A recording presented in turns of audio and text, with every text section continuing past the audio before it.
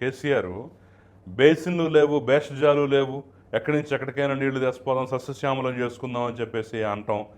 ఒకప్పుడేమో వాళ్ళ రాజకీయ అవసరాల రీత్యా రాజకీయంగా వాళ్ళు బలపడటం కోసం ప్రాంతీయవాదాన్ని తలకెత్తుకున్నారు.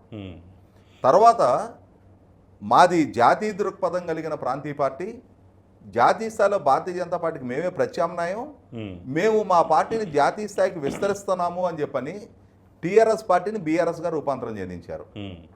తర్వాత ఒరిస్సాలో, మధ్యప్రదేశ్లో, మహారాష్ట్రలో, ఆంధ్రప్రదేశ్లో కూడా శాఖలు ఏర్పాటు చేశారు.